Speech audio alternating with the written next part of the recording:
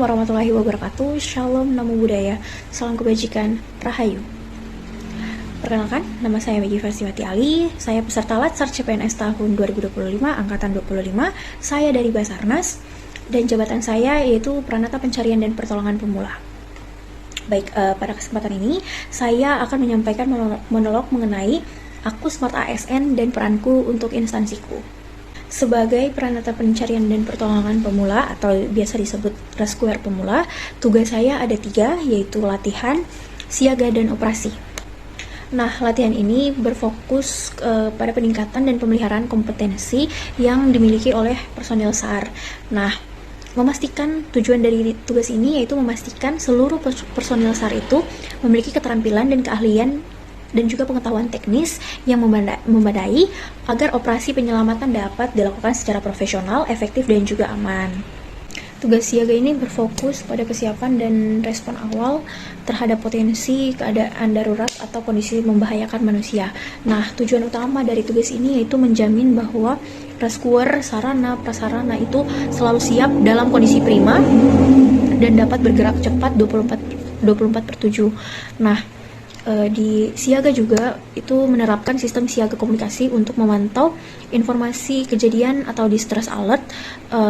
Selanjutnya menjaga peralatan selalu ready untuk digunakan.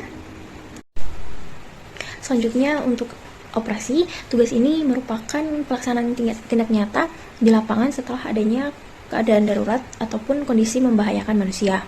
Nah, tujuan utama dari tugas ini yaitu melakukan pencarian atau search untuk menemukan lokasi korban, lalu dilanjutkan dengan penyelamatan atau pertolongan, rescue.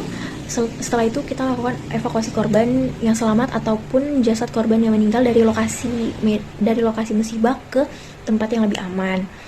Nah, rescuer juga melaksanakan perencanaan operasi, yaitu menentukan area pencarian dan juga strategi, lalu mengerahkan rescuer dan juga alat yang tepat sesuai dengan medan. Jadi ketiga tugas ini saling terkait, yaitu latihan yang intensif, memastikan siaga yang optimal, yang pada akhirnya akan menghasilkan operasi SAR yang berhasil dan juga efisien. Nah, untuk visi misi Basarnas sendiri, yaitu visinya terwujudnya pencarian dan pertolongan yang andal dan efektif dalam mendukung pencapaian visi dan misi Presiden dan juga Wakil Presiden.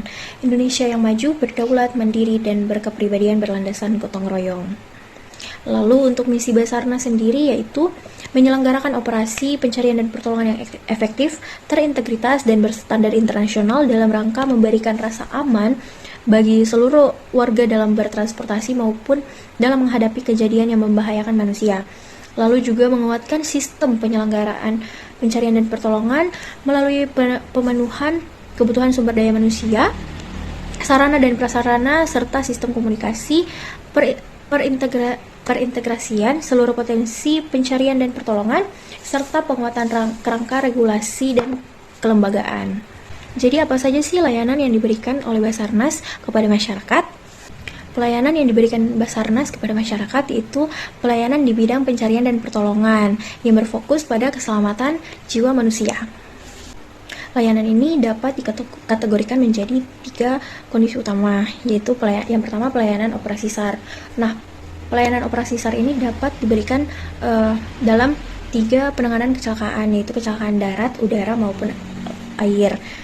Ada juga penanganan kondisi membahayakan manusia, yaitu pencarian dan penyelamatan orang yang hilang atau tersesat, misalnya pendaki gunung, wisatawan di laut, atau orang hilang di hutan. Juga pertolongan pada kondisi darurat lainnya yang mengancam keselamatan jiwa, misalnya orang terjebak di sumur atau di ketinggian dan area yang sulit dijangkau. Nah, selanjutnya ada pelayanan kesiapsiagaan dan informasi. Layanan ini bertujuan untuk mendukung operasi dan memberikan informasi cepat kepada publik. Nah, di Basarnas sendiri ada layanan siaga 24 jam. Basarnas itu menyediakan layanan siaga non-stop, jadi masyarakat dapat menghubungi call center 115 untuk melaporkan keadaan darurat atau kondisi membahayakan manusia.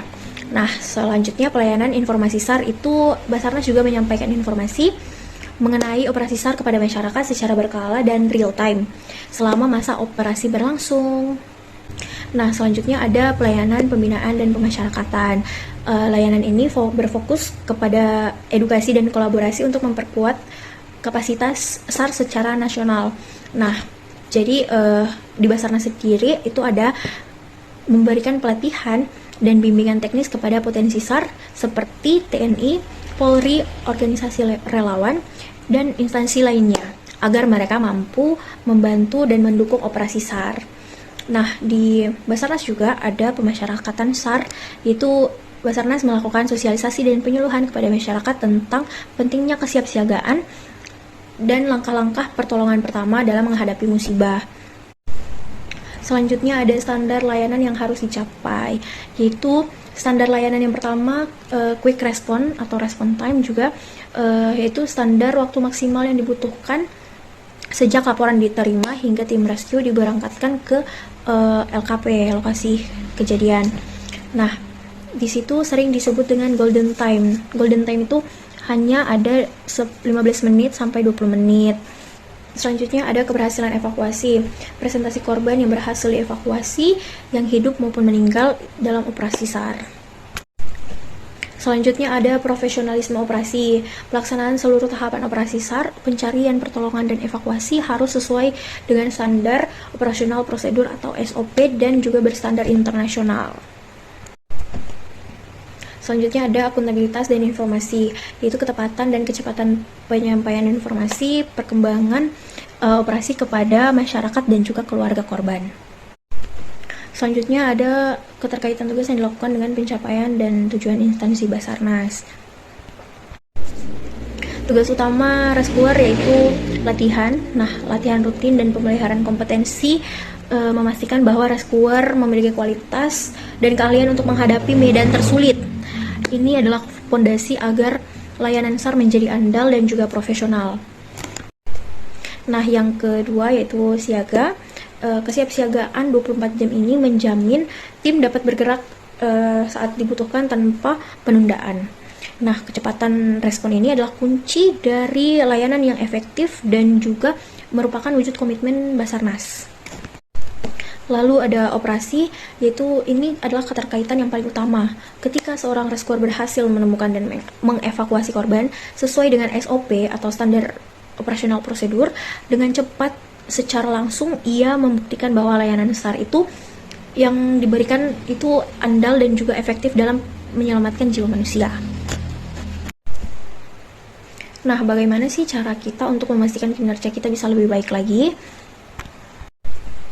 Peningkatan kinerja dari perspektif manajemen ASN itu menekankan profesionalisme, integritas, evaluasi kinerja sesuai dengan sistem merit. Di profesionalisme dan kompetensi, kita dapat mengembangkan karir kita dengan cara kita mengikuti pendidikan dan pelatihan yang relevan dengan jabatan kita, yaitu sebagai rescuer. Nah, untuk integritas dan juga etika, kita harus konsisten, disiplin, selalu hadir tepat waktu, dan menyelesaikan pekerjaan sesuai dengan target. Dan juga kita dapat menegakkan nilai ASN berakhlak, yaitu memastikan semua tindakan dan keputusan kita didasarkan dengan akuntabilitas, yaitu bertanggung jawab. Nah, selanjutnya ada kompeten, belajar tanpa henti, dan juga harmonis, yaitu kita harus bekerja sama dengan rekan-rekan kita. Nah, selanjutnya untuk pencapaian kinerja individu, kita melakukan evaluasi kinerja atau SKP secara rutin untuk meninjau sasaran kinerja pegawai dengan atasan. Nah, selanjutnya ada peningkatan kinerja dari perspektif Smart ASN. Di Smart ASN sendiri ada yang namanya literasi digital atau digital skill. Nah, di situ pemanfaatan teknologi operasi, menguasai penggunaan sistem komunikasi yang canggih seperti QR SAR, GPS tracking, GIS, dan lainnya untuk mempercepat pencarian korban. Nah, yang kedua, kolaborasi digital. Ini menggunakan platform cloud atau penyimpanan aplikasi online untuk mempermudah koordinasi antara unit. Selanjutnya ada etika digital atau digital etik. Nah, di digital etik ini ada verifikasi data, itu memastikan bahwa informasi kecelakaan atau bencana yang diterima dan disebarkan ke publik itu benar. Jadi anti hoax. Nah, di sini juga menerapkan standar keamanan yang tinggi pada perangkat dan jaringan kerja untuk melindungi data instansi. Selanjutnya ada hospitality dan networking. Nah, di hospitality dan networking ini ada yang namanya memberikan pelayanan yang ramah, cepat, dan santun kepada masyarakat dan keluarga korban saat memberikan informasi atau saat evakuasi. Nah, selanjutnya kita mengembangkan dan memelihara hubungan baik dengan potensi SAR lainnya, relawan, BPBD, TNI, Polri, PMI, agar operasi dapat berjalan terintegritas dan juga efisien. Sekian video singkat dari saya akan tutup dengan pantun. Di tengah hutan terjalnya jalan, mencari korban penuh dengan tantangan. Rescuer tak kenal lelahnya, demi kemanusiaan wujudkan pertolongan. Sekian, terima kasih. Wassalamualaikum warahmatullahi wabarakatuh. Afiq Nam, jaga Samagram.